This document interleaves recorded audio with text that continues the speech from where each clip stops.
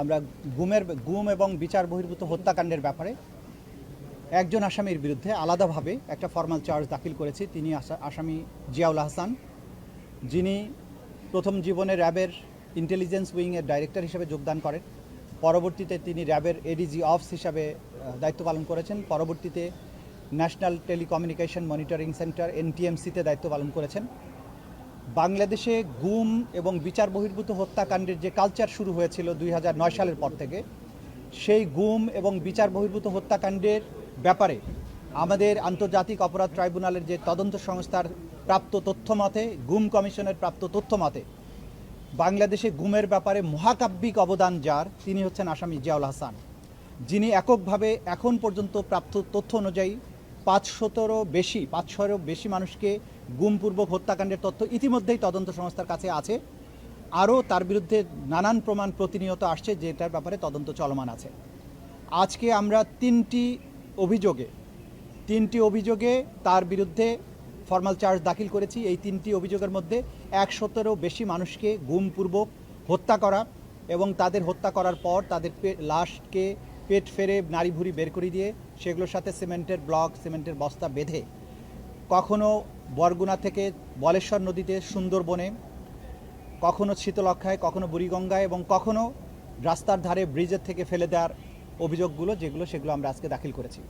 আমরা এখানে মূলত তিনটি অভিযোগের বিচার প্রার্থনা করেছি। বাকিগুলোর ব্যাপারে বলেছি যে সেগুলোর ব্যাপারে এত বিস্তৃত তথ্য যে সেগুলোর তদন্ত এখনও শেষ হয়নি বলে আমরা সেই ব্যাপারগুলোতে আলাদাভাবে তদন্ত রিপোর্ট দাখিল করার ব্যাপারে আমাদের তদন্ত সংস্থা প্রস্তুতি নিচ্ছেন।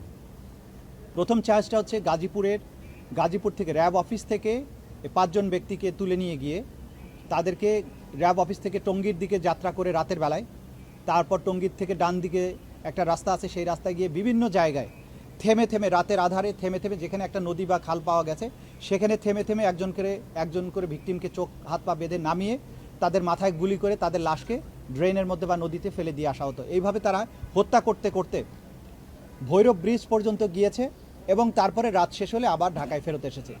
দ্বিতীয় যেটা হয়েছে, ঢাকা থেকে এবং সারা বাংলাদেশ থেকে বিভিন্ন রাজনৈতিক ভিন্ন মতাবলম্বী মানুষকে গুম করে ঢাকা থেকে তাদের বিভিন্ন মাইক্রোবাসে করে, বিভিন্ন গাড়িতে করে, জিপে করে, ডাবল ডেকারে করে চোখ হাত পা বেঁধে বরগুনার চরদুয়ানি নামক একটা ঘাট আছে, সেই ঘাটে নিয়ে যাওয়া হতো। সেখান থেকে রাতের বেলায় ওই বাজারে, চরদুয়ানি ঘাটের যে বাজার, সেই বাজারে আশেপাশের লোকদেরকে, দোকানদারদেরকে রাত 9টার মধ্যে দোকান বন্ধ করে চলে যেতে বলা হতো, বাতি নিভিয়ে ফেলতে বলা হতো এবং এই এলাকায় একটা ভীতির পরিবেশ তৈরি করা হতো।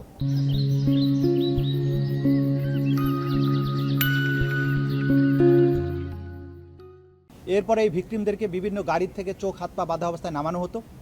তারপরে সেখানে ট্রলারে করে, মাছ ধরা ট্রলার আপনারা জানেন, বরগুনা সুন্দরবন অঞ্চলে সমুদ্রের জেলেরা যে সমস্ত ট্রলার ব্যবহার করে, এই ট্রলারে করে বিভিন্ন সময় তাদেরকে গভীর চরদুয়ানি যে ঘাটটা, সেটা একটা খালের পাড়ে, সেই খাল থেকে ট্রলার প্রথমে বের হয়ে যেত বলেশ্বর নদী থেকে সেটা আবার ড্রাইভ করে নিয়ে যাওয়া হতো সুন্দরবনের দিকে, বঙ্গোপসাগরের দিকে।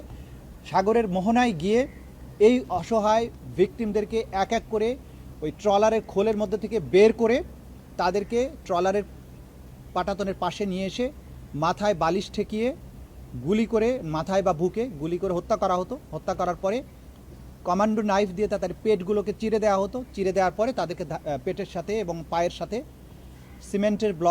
সিমেন্টের বস্তা, ইট এগুলো বেঁধে দিয়ে ভিকটিমদেরকে সাগরে বা নদীতে ফেলে দেওয়া হতো, যাতে এটা লাশগুলো কখনো ভেসে না ওঠে। এভাবে এখানে 50 জনকে হত্যার ব্যাপারে আমরা চার্জ দাখিল করেছি।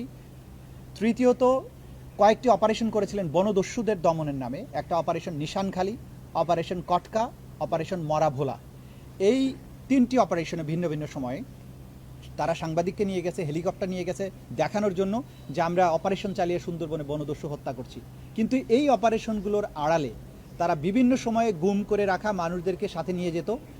2 জন বনদস্যু থাকতো, 8 জন হয়তো এরকম মানুষ যাদেরকে গুম করা হয়েছে তাদেরকে নিয়ে যাওয়া হতো ট্রলার করে। সাগরের মোহনার কাছে গিয়ে এই হতভাগ্য মানুষগুলোকে একই পদ্ধতিতে মাথায় বালিশ ঠেকিয়ে, বুকে বালিশ ঠেকিয়ে গুলি করে হত্যা করার পরে পেট ফেরে দিয়ে সিমেন্টের ব্লক, ইট বেঁধে দিয়ে এদেরকে লাশগুলো ফেলে দেওয়া হতো। এগুলো কোনো ট্রেস পাওয়া যেত না। আমরা যেটা বলার চেষ্টা করেছি যে গুম খুনের যে কালচার শুরু হয়েছিল শেখ হাসিনার আমলে, সেটা সরাসরি শেখ হাসিনার নির্দেশে পরবর্তীতে এবং সেই কমান্ডটা আসতো তার নিরাপত্তা উপদেষ্টা তারিক আহমদ সিদ্দিকের মাধ্যমে। এগুলো আমাদের স্পষ্টভাবে তদন্ত রিপোর্টে সাক্ষ্য প্রমাণে আমরা এগুলো পেয়েছি। কিন্তু এই সব কিছুর বাস্তবায়নের মাস্টার মাইন্ড বা মহানায়ক ছিল জিয়াউল হাসান। যে তার যে নিষ্ঠুরতা, তার যে হত্যাকাণ্ডের ধরন এবং হত্যাকাণ্ডের যে পরিমাণ, এইটা বাংলাদেশে আর কারোর সাথে তুলনীয় নয়। বাংলাদেশের এই একটা এরকম বীভৎস নারকীয় হত্যাযজ্ঞ চালানোর ব্যাপারে তার যে এক্সপার্টিস, সেই জন্য জিয়াউল হাসানকে আলাদাভাবে একক আসামি হিসাবে তার বিরুদ্ধে আমরা ফর্মাল চার্জ দাখিল করেছি। আজকে আদালতে আমরা এই ফর্মাল চার্জ উপস্থাপন করেছি। ট্রাইব্যুনাল ফর্মাল চার্জ আমাদের বক্তব্য শোনার পরে ফর্মাল চার্জ দেখে আসামির বিরুদ্ধে অভিযোগ বিচারার্থে আমলে গ্রহণ করেছেন। আগামী 21 তারিখ আসামিকে সশরীরে আদালতে হাজির করার জন্য প্রোডাকশন ওয়ারেন্ট ইস্যু করেছেন। ওনাকে হাজির করার পরবর্তীতে আমাদের বিচারের যে আনুষ্ঠানিক যাত্রা সেটা শুরু হয়ে যাবে ইনশাআল্লাহ।